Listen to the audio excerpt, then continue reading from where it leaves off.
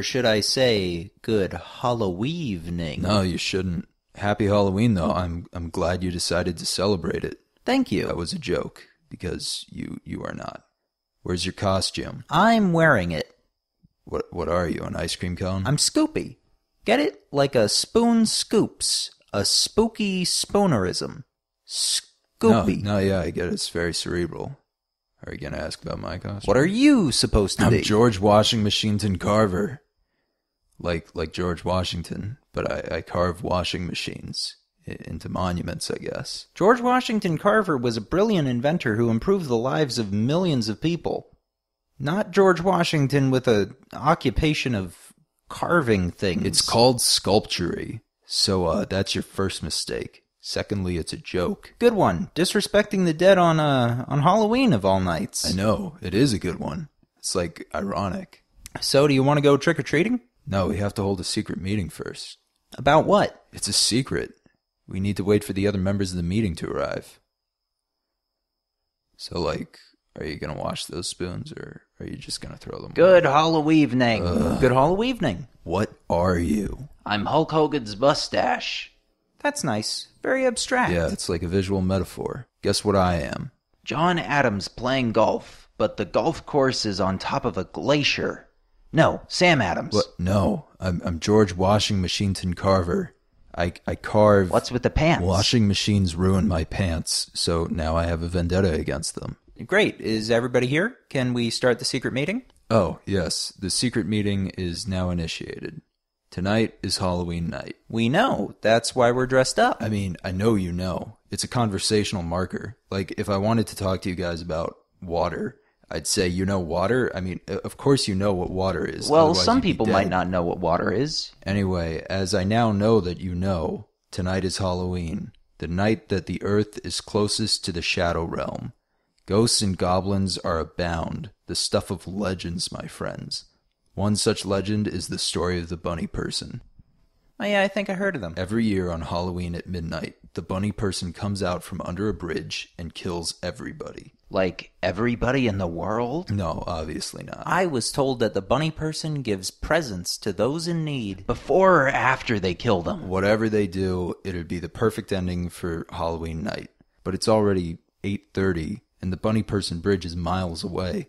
If we want to hit all the good houses and still get to the bridge in time, we're going to have to strategize. Scoops, did you bring a map? Here you go. All right.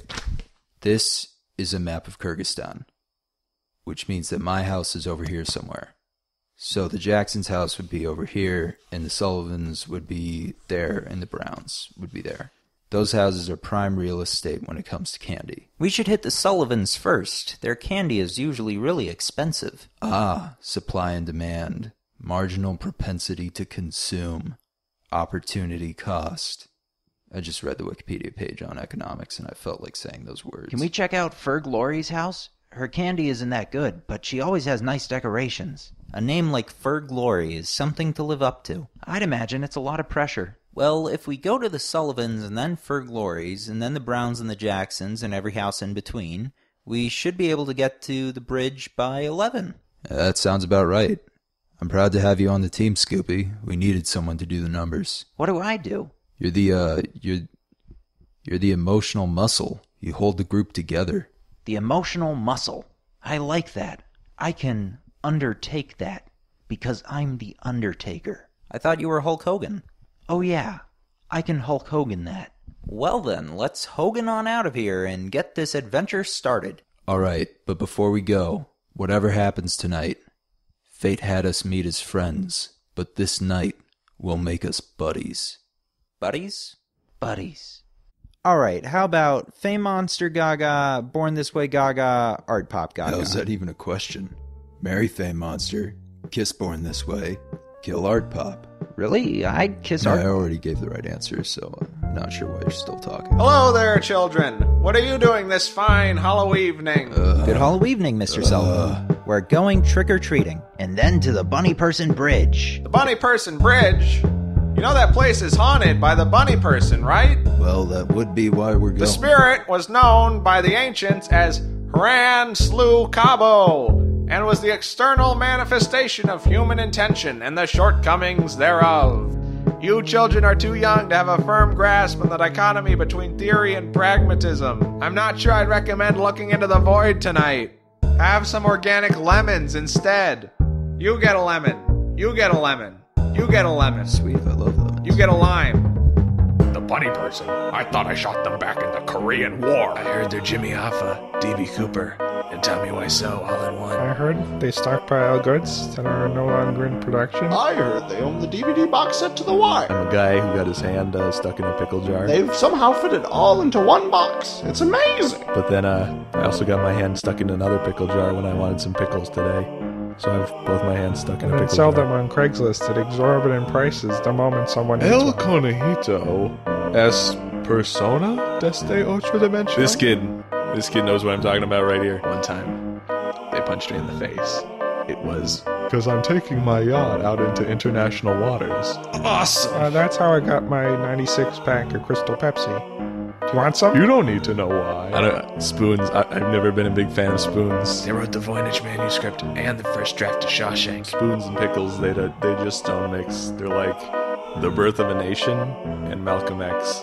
Two of my favorite films, coincidentally. Sometimes I watch them back to back. I'd like to think that they cancel each other. They need to be stopped. I'll admit that some of Art Pop was forgettable. Like, I can't believe that they released Venus unironically. But that's the thing. I don't think you're supposed to take the album seriously. I think the whole thing's,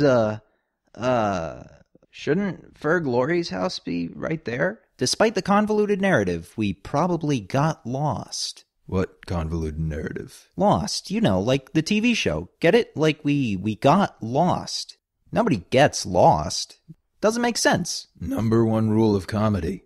Don't explain the joke. But you asked me to. Maybe the real joke is how confusing the joke was in the first place. I mean, it wasn't that confusing. Just horribly outdated. The point is, we're lost. We should have brought the map. I did. It's right here.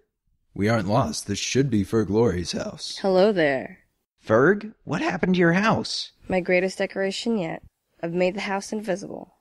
How is that impressive? Aren't you curious how I did it? No. Why would you waste your time on that? There's literally nothing to look at. Well, you're looking at the world around the house. It's the concept that's interesting. What isn't interesting is the property value. Because, you know, like, who would buy an invisible house that would lose interest? The number one rule But of how many comedy. invisible houses are there? Supply and demand. Yeah, marginal propensity to consume. Opportunity I cost. said I read the Wikipedia page, not that I understood it. I think it's a great idea. It's like an inverse frame of negative space. Yeah, a commentary on how we're all a reflection of our environment. I gotta ask, though, what's your costume? I'm the greatest threat to American freedom. The white moderate. Nice. Well, we're going to the Bunny Person Bridge, so unless you got some invisible candy, we've got places to be. The bunny person? I heard they like Dogma 95. No, they kill people. In her defense, Von Trier films have been known to do that. And what are you supposed to be? Vanilla Ice getting a perm? I'm George Washingmachineton Carver. It's clever. Seems a bit insensitive. Do you really think you have the right to make that joke? Well, I do own a washing machine. Well, I got nothing better to do. Mind if I tag along? Sure, absolutely. All right.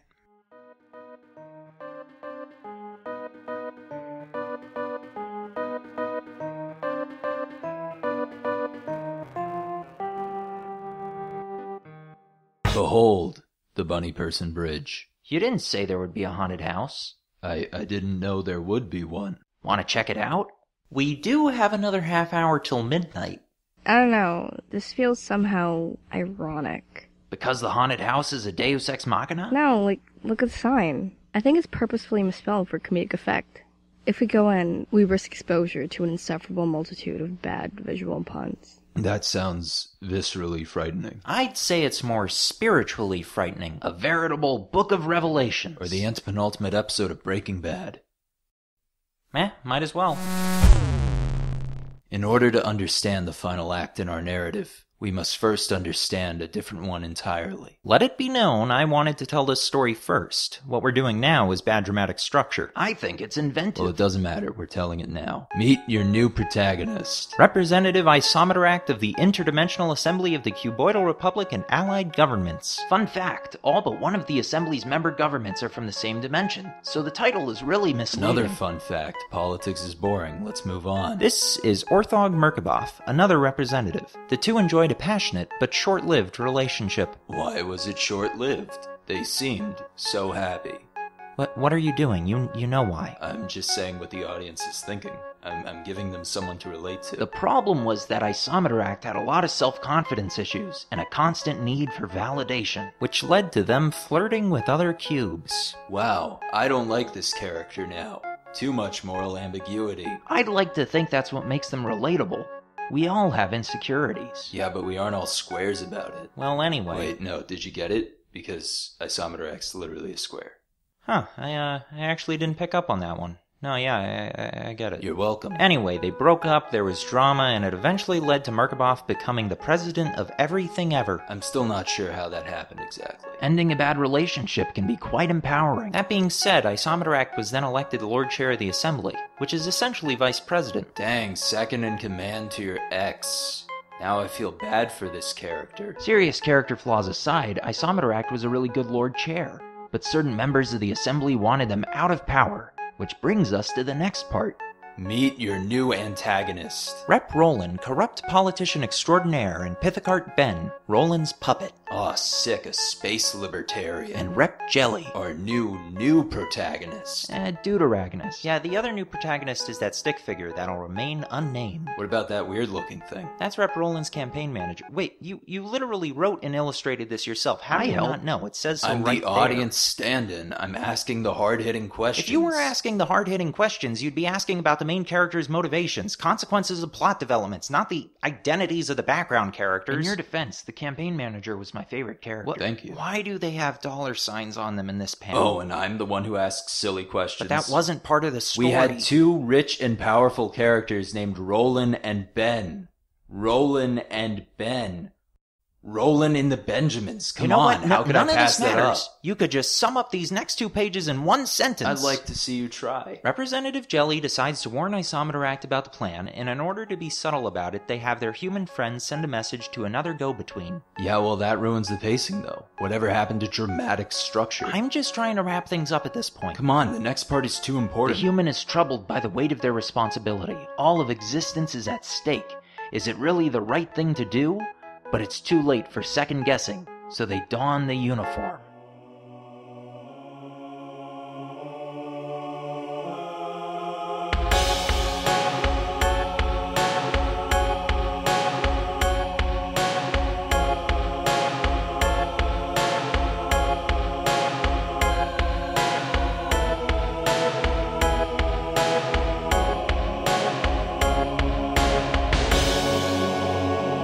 So that's how we accidentally prevented a very important message from being delivered. But then Ferg Laurie became the new interdimensional mediator, which is how we know all this stuff. And that's how we accidentally facilitated the rise of communism. Oh yeah, all of existence is communist now.